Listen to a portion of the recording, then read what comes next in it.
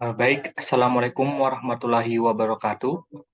Perkenalkan, nama saya Muhammad Bayu Aidil Atalik Tamrin, selaku moderator dari kelompok 5.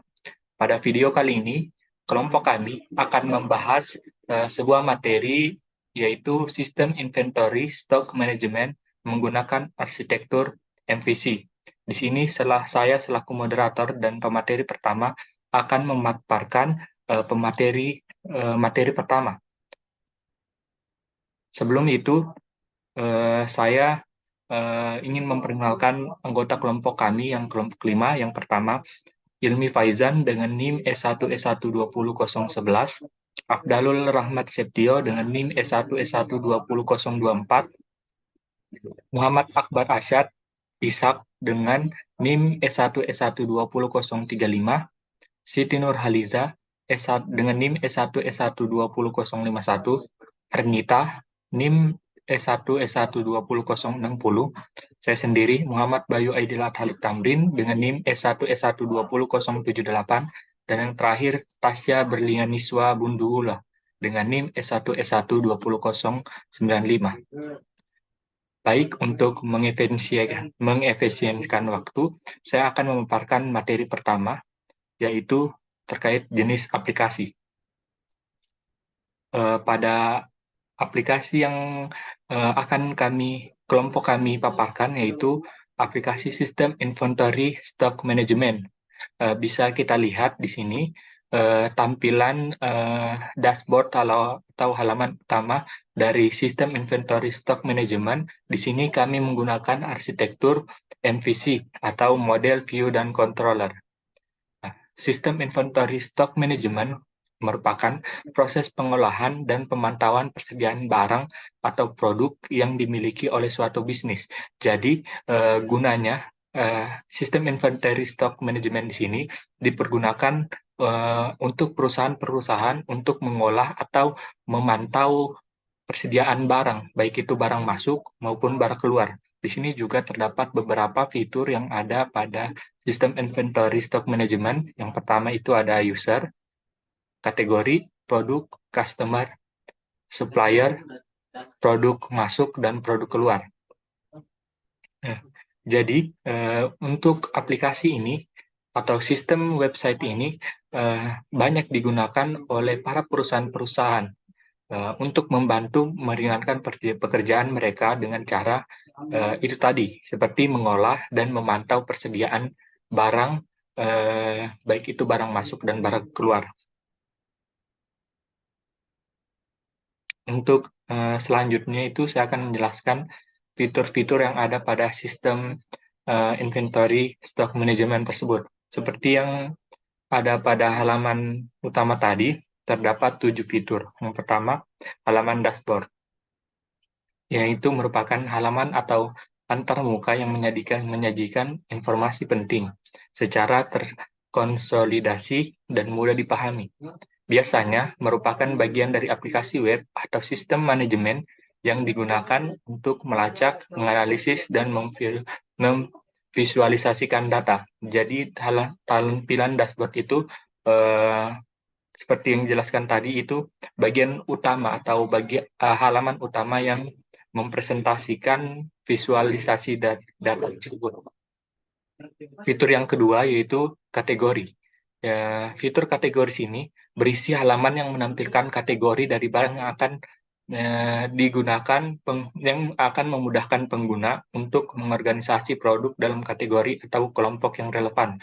Jadi di kategori sini barang-barang itu akan dikelompokkan dan diklastering sesuai dengan kategorinya untuk memudahkan pengguna untuk memilih kategori barang yang akan dipilih nanti.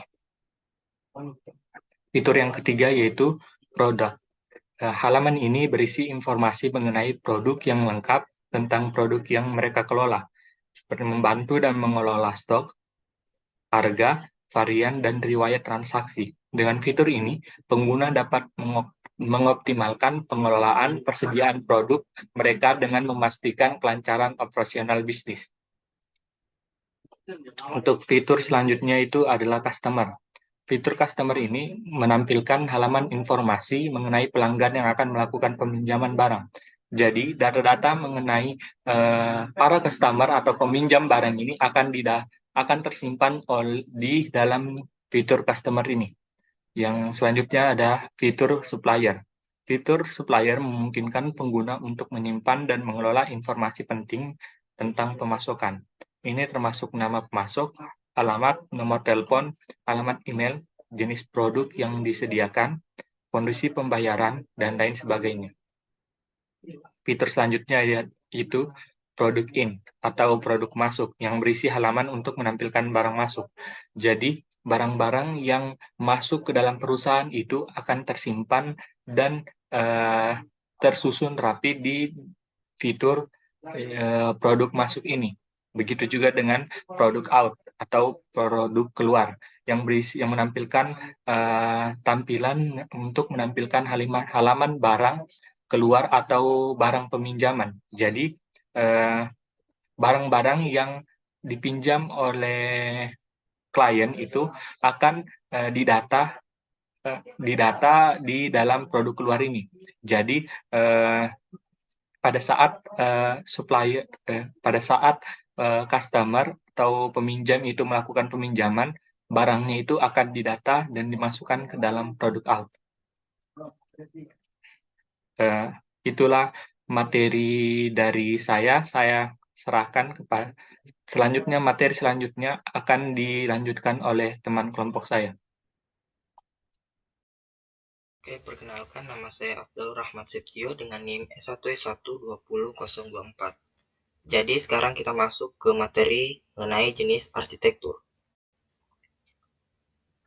Jadi untuk jenis arsitektur yang kami gunakan untuk membuat website kami yaitu menggunakan arsitektur model view controller atau MVC.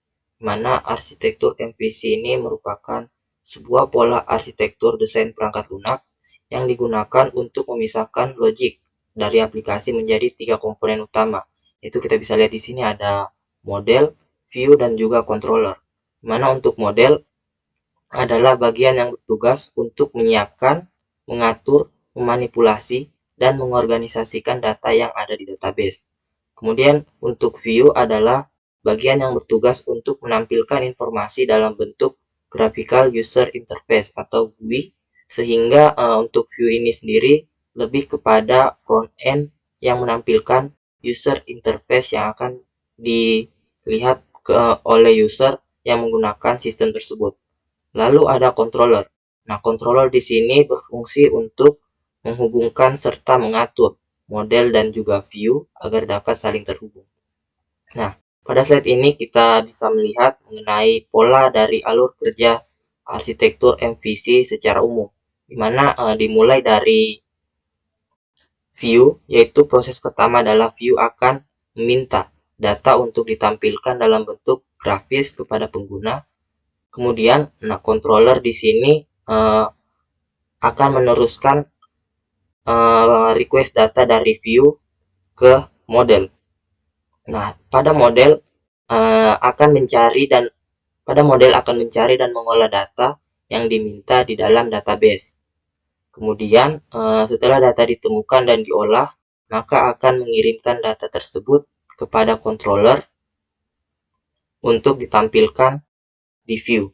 Nah, setelah dari controller, maka controller tersebut akan mengambil data hasil pengolahan model dan mengaturnya di bagian view untuk ditampilkan kepada pengguna.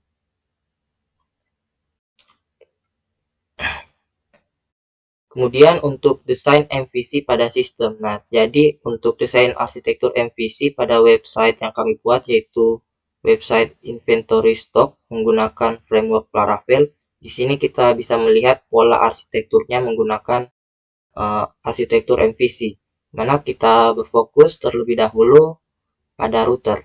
Nah, di mana router di sini berfungsi untuk mengatur akses menuju halaman-halaman tertentu sehingga dapat diakses melalui web browser.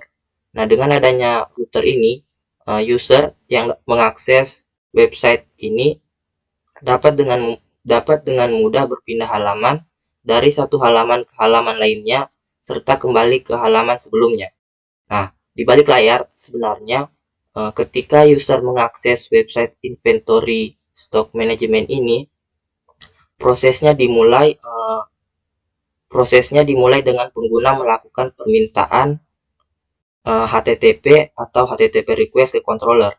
Barulah controller kemudian memproses permintaan tersebut dan menghasilkan tanggapan HTTP, yaitu berupa HTTP respon yang berupa tampilan yang akan dirender atau render view oleh browser.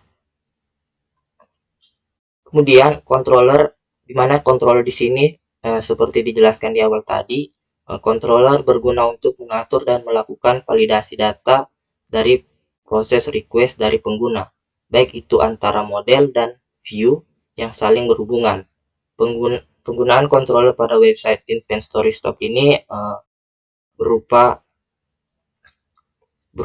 kategori controller. Di sini juga ada custom controller, produk keluar controller, dan lainnya, sehingga bagian-bagian tersebut berguna untuk mengatur request dari pengguna sesuai dengan fungsinya masing-masing, sehingga pengguna juga dapat mengelola dan mengatur produk serta penjualan pada website ini. Kemudian di sini ada model. Nah, model berguna untuk menerima request dari controller dan mengirimkan respon sesuai permintaan dari request pengguna, yaitu berupa data yang berhubungan langsung dengan database. Di mana model di sini merupakan representasi dari tiap-tiap tabel yang ada di dalam database. Nah, di dalam Laravel, pada model kita bisa melakukan relasi antara tabel dengan memanfaatkan fitur eloquent relationship seperti misal one to one, one to many, many to many, dan sebagainya. Dimana untuk pada studi kasus kami yaitu mengenai website inventory barang, di sini ada beberapa model yang kami gunakan, yaitu model kategori, customer, produk, produk masuk, supplier, produk keluar, dan juga sell. Selanjutnya untuk view sendiri berguna untuk menampilkan render halaman website sesuai proses request dari pengguna, sehingga bagian ini berhubungan langsung kepada user melalui HTTP request yang diatur dan diarahkan oleh router, baik berpindah halaman dari halaman yang satu ke halaman yang lainnya maupun kembali ke halaman sebelumnya. Nah, pada website inventory stock yang kami buat, view yang digunakan berupa halaman kategori, halaman produk keluar, halaman customer, dan sebagainya yang dapat diakses oleh user melalui tampilan user interface. Oke, mungkin itu saja pembahasan materi mengenai jenis arsitektur yang kami gunakan. Selanjutnya saya persilakan untuk materi berikutnya untuk memaparkan materinya. Baik, selanjutnya kami akan membahas mengenai jenis framework yang kami gunakan. Namun sebelum itu, izinkan saya untuk memperkenalkan diri terlebih dahulu. Perkenalkan, nama saya Arnita dengan NIM S1S12060. Sebelum saya menjelaskan lebih lanjut mengenai framework yang kami gunakan, ada baiknya saya menjelaskan terlebih dahulu apa itu framework. Framework adalah sebuah kerangka kerja yang digunakan untuk mengembangkan website. Framework ini diciptakan untuk membantu web developer dalam menuliskan baris kode. Dengan menggunakan framework, penulisan kode akan jauh lebih mudah, cepat, dan terstruktur rapi. Kemudian, framework memiliki beberapa fungsi, di antaranya yaitu membuat kode program menjadi lebih terstruktur, meningkatkan keamanan, mempercepat pembuatan website, dan pemeliharaan dan pemerataan website jadi lebih mudah. Saat ini terdapat beberapa framework yang tersedia di internet dan kami memilih untuk menggunakan Laravel. Laravel adalah framework PHP yang populer digunakan untuk mengembangkan aplikasi web, dibuat dengan fokus pada kecepatan pengembangan dan kualitas kode. Laravel menyediakan berbagai fitur dan alat yang memudahkan proses pengembangan aplikasi. Alasan kami memilih framework ini karena beberapa fitur utama yang dimilikinya. Di antaranya yaitu karena Laravel memiliki sistem routing yang ekspresif. Sistem routing yang ekspresif adalah salah satu fitur unggulan dari Laravel. Dalam konteks Laravel, sistem routing ini memungkinkan pengembang untuk dengan mudah menentukan rute URL dan menghubungkan dengan fungsi atau metode tertentu dalam aplikasi. Keekspresifan sistem routing Laravel terletak pada kemampuannya untuk mendefinisikan rute dengan sintaks yang sederhana dan mudah dipahami. Kemudian fitur kedua yaitu ORM atau Object Relational Mapping yang kuat bernama Eloquent. Eloquent adalah salah satu fitur utama dalam framework Laravel yang merupakan Object Relational Mapping yang kuat. ORM adalah teknik yang menghubungkan objek dalam pemrograman dengan tabel dalam database rasional, sehingga memungkinkan pengembang untuk berinteraksi dengan data menggunakan objek dan metode dalam bahasa pemrograman yang lebih familiar.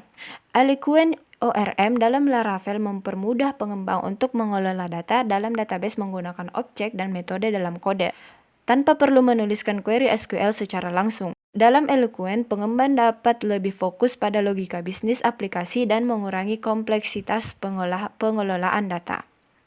Kemudian fitur ketiga yang ada dalam Laravel adalah System Blade. System Blade adalah sistem template bawaan dalam framework Laravel. Blade menyediakan cara yang intuitif dan kuat untuk mengelola tampilan dalam aplikasi website. Dalam Blade, pengembang dapat memisahkan logika bisnis dari tampilan, meningkatkan pemeliharaan kode, dan mempermudah pengembangan antarmuka pengguna yang dinamis. Dengan menggunakan Blade, pengembang dapat membangun tampilan yang fleksibel, memisahkan logika bisnis dari tampilan, dan meningkatkan produktivitas dalam pengembangan antarmuka pengguna. Blade menyederhanakan proses pembuatan tampilan dalam Laravel dan memberikan kemudahan dalam mengelola kompleksitas tampilan aplikasi website. Kemudian fitur terakhir yaitu komunitas yang aktif. Laravel memiliki komunitas pengembang yang sangat aktif dan bersemangat. Komunitas ini terdiri dari ribuan pengembang di seluruh dunia yang menggunakan Laravel untuk mengembangkan aplikasi website. Nah, itulah tadi penjelasan mengenai jenis framework yang kami gunakan. Materi selanjutnya akan dijelaskan oleh teman saya, kepadanya saya persilahkan. Baik, perkenalkan nama saya Siti Nurhaliza dengan NIM E1E120.051. Di sini saya akan menjelaskan alasan pembuatan dan kelebihan dari sistem inventory stock management. Yang akan pertama saya bahas ialah alasan pembuatan sistem ini. Di sini saya jabarkan sebanyak 5 alasan, di mana yang pertama ialah pemantauan persediaan yang akurat. Jadi dalam sistem ini itu memungkinkan kita untuk memantau persediaan barang secara real time, sehingga hal ini membantu menghindari kekurangan maupun kelebihan stok dan memastikan ketersediaan barang yang tepat saat dibutuhkan. Lalu yang kedua ialah optimalisasi persediaan dan pengurangan biaya. Dengan sistem ini, kita dapat melakukan perencanaan persediaan yang lebih baik, mengoptimalkan stok minimum dan maksimum, serta menghindari biaya penyimpanan yang tidak perlu. Nah, yang ketiga ialah peningkatan layanan pelanggan. Dengan sistem ini, kita dapat memenuhi permintaan pelanggan dengan lebih baik, karena tadi sudah dijelaskan yaitu dengan memantau persediaan barang secara real time, maka kita dapat menghindari kehabisan stok yang dapat menghambat layanan terhadap pelanggan. Lalu yang keempat ialah analisis dan pelaporan yang lebih baik. Dalam sistem ini itu menyediakan data dan informasi yang diperlukan untuk analisis dan pelaporan, sehingga hal ini membantu kita dalam mengidentifikasi tren penjualan, permintaan pasar, dan membuat keputusan yang lebih transformasi untuk strategi bisnis di masa depan. Lalu yang kelima ialah skalabilitas dan pertumbuhan bisnis. Dengan sistem ini itu kita dapat sedikit lebih mudah mengatasi pertumbuhan bisnis yang lebih besar, karena secara positif sistem ini itu dapat ditingkatkan atau disesuaikan dengan kebutuhan bisnis. Selanjutnya ialah kelebihan dari sistem inventory stock management. Nah, di sini saya jabarkan sebanyak 5 kelebihan. Yang pertama ialah pemantauan persediaan yang akurat. Jadi dalam sistem ini tuh memungkinkan kita untuk memantau persediaan barang secara real time. Nah, dengan pemantauan yang akurat, kita dapat menghindari kekurangan maupun kelebihan stok dan memastikan ketersediaan barang saat diperlukan. Lalu yang kedua, manajemen produk yang efisien. Di mana dengan atribut produk dan kategori yang ada dalam sistem ini, kita itu dapat mengorganisasi produk dengan lebih baik dan mengelompokkannya berdasarkan kategori tertentu.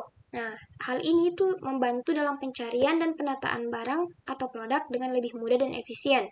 Lalu yang ketiga ialah pelacakan supplier dan customer. Nah, sistem ini memungkinkan kita untuk mencatat dan memantau informasi tentang pemasok, produk, serta memahami preferensi dan kebutuhan pelanggan. Dengan informasi ini, kita dapat menjaga hubungan baik dengan pemasok dan meningkatkan kepuasan pelanggan. Lalu, kelebihan yang keempat ialah pemantauan produk masuk dan keluar. Jadi, sistem ini memungkinkan kita untuk mencatat dan melacak produk masuk dan keluar secara sistematis, sehingga kita dapat memantau aliran barang dalam rantai pasokan, mengidentifikasi tren permintaan, dan membuat prediksi untuk kebutuhan stok di masa depan. Dan kelebihan yang terakhir ialah dalam hal skalabilitas. Jadi sistem ini dapat dengan mudah disesuaikan dengan kebutuhan seiring dengan pertumbuhan dan perubahan, di mana kita dapat menambahkan fitur ataupun memperluas kapasitas penyimpanan maupun mengintegrasikan dengan sistem lain sesuai dengan kebutuhan dan perkembangan bisnis. Nah, itulah penjelasan saya mengenai alasan pembuatan dan juga kelebihan dari sistem ini. Selanjutnya, saya serahkan kepada materi selanjutnya. Baik, terima kasih. Perkenalkan, nama saya Tasya Berliani Sobundula dengan NIM S1E1-20095. Jadi di sini saya akan menjelaskan mengenai use case diagram.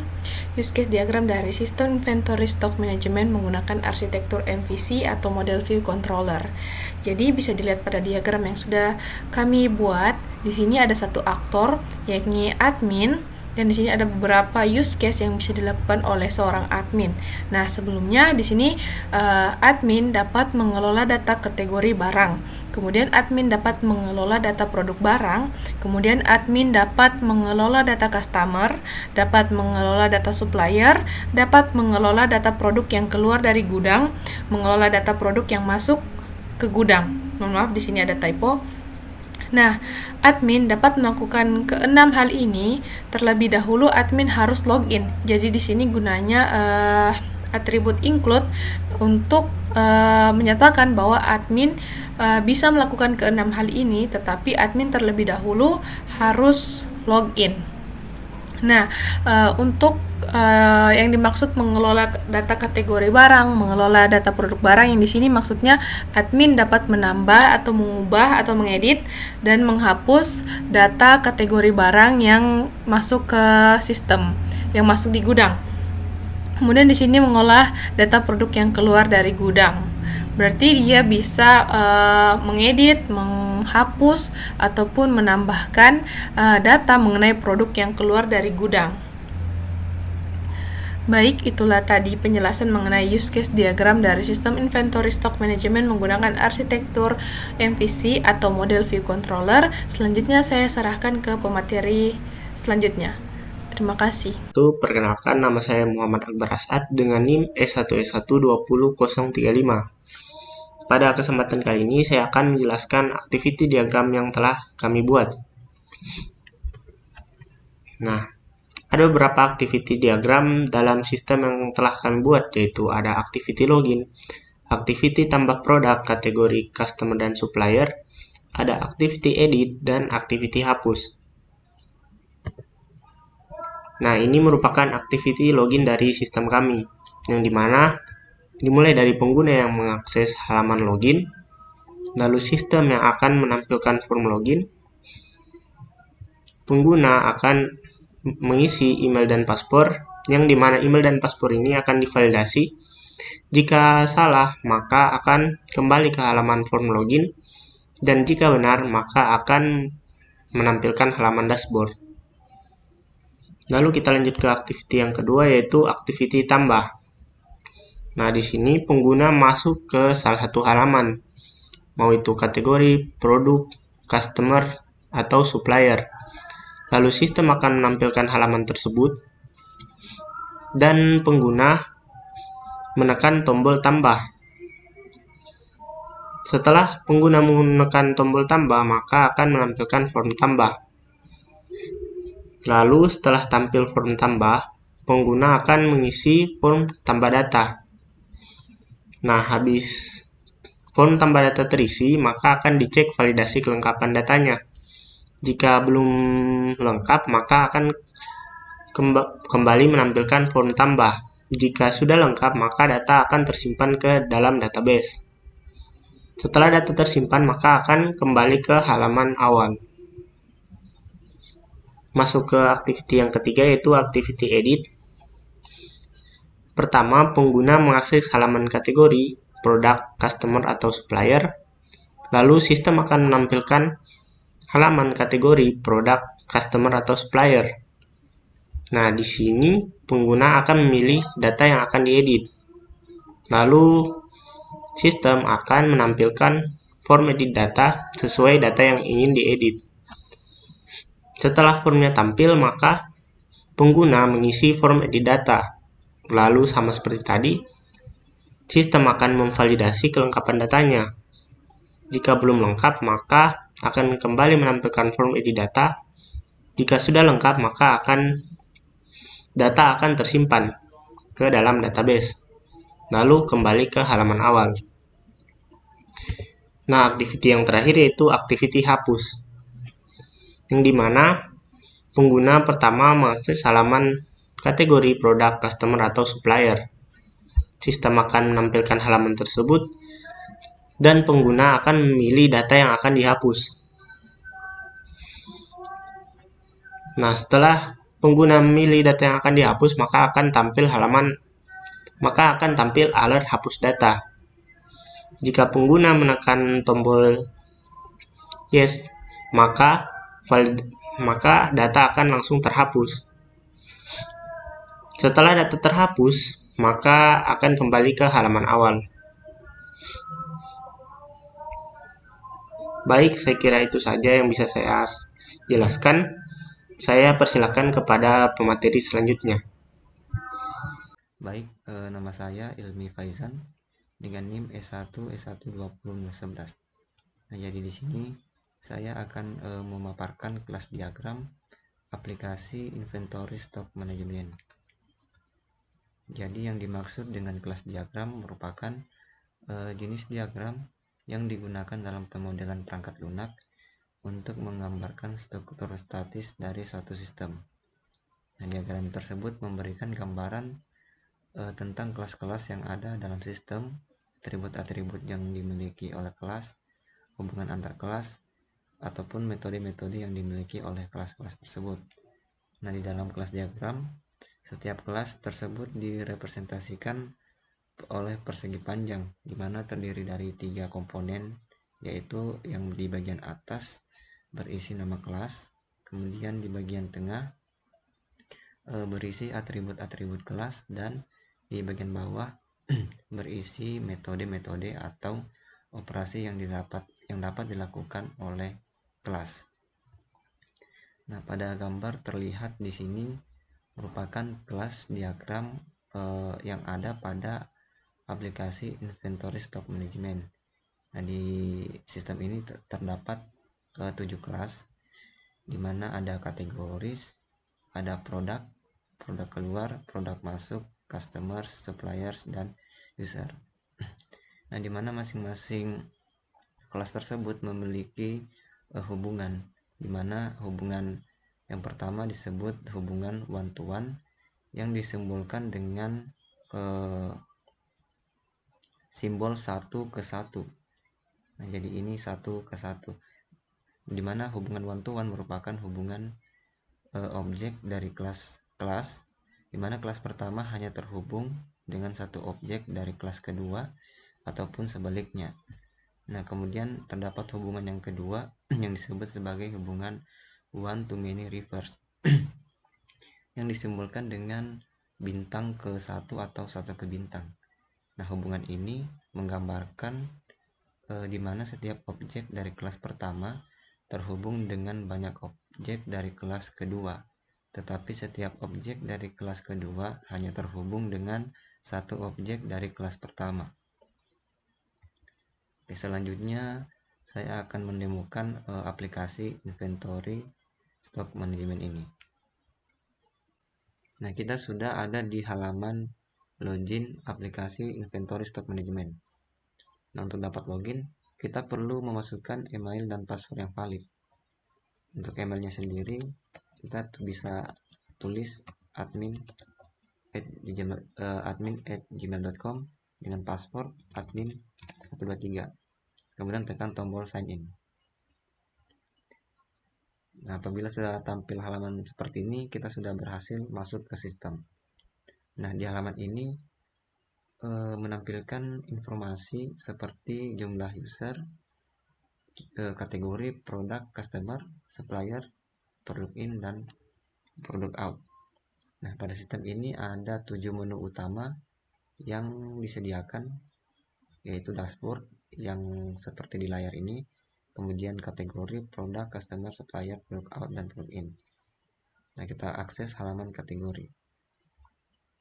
Di halaman kategori ini merupakan data kategori produk kita. Di sini ada kategori makanan, ada kategori minuman. Kita juga bisa menambahkan kategori baru. Misal kita masukkan kategorinya yaitu cemilan. Oke, kategori baru telah ditambahkan. Kita juga bisa melakukan update kategori. Misal kita update, nah kategorinya berubah. Kita kembalikan seperti awal. Ataupun kita juga bisa melakukan penghapusan data kategori.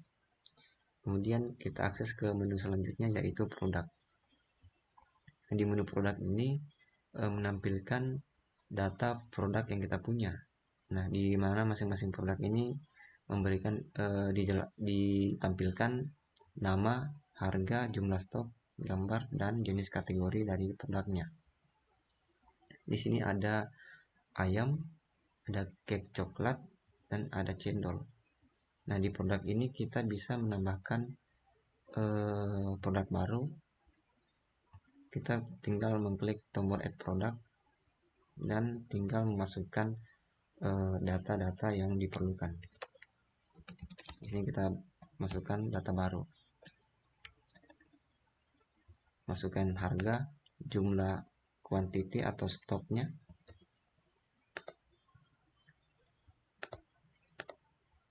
dan kita masukkan gambar dan kita pilih kategori produknya. Kemudian klik tombol submit. Oke, produk barunya sudah bertambah. Jadi di sini kita sudah punya 4 produk. Kita juga bisa menghapus data produk yang ada. Kita hapus cendol, klik OK. Produk kita tinggal 3. Kemudian kita pindah di menu customer. Nah, menu customer ini merupakan data pembeli. Jadi di sini ada 2 pembeli, yaitu Icang dan Lisa. Kita juga bisa menambahkan customer baru dengan mengklik tombol add customer dan tinggal memasukkan data-data yang diperlukan. Kemudian di sini ada supplier. Nah, supplier ini merupakan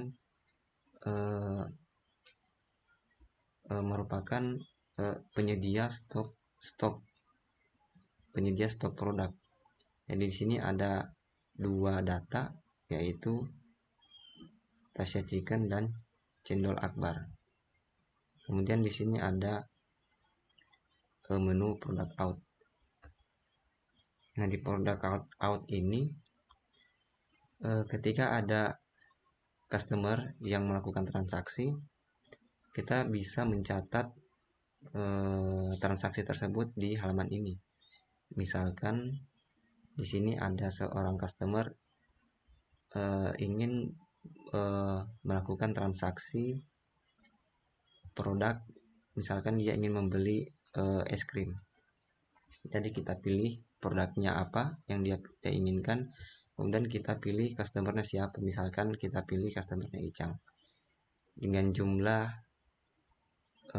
stok, misalkan dia ingin membeli 10. Kemudian kita masukkan tanggal transaksinya. Tapi sebelum itu kita cek dulu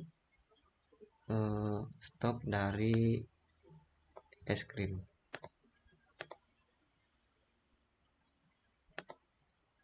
Nah, di sini kita bisa lihat stoknya ada 25.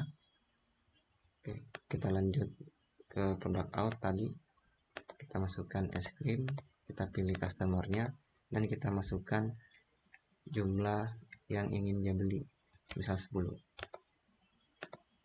Kita klik submit. Oke, transaksinya sudah berhasil. Kemudian kita kembali ke halaman produk. Nah, di produk es krim bisa kita lihat stoknya berkurang dari 25 menjadi 15 karena ada seorang customer yang melakukan transaksi pada produk es krim.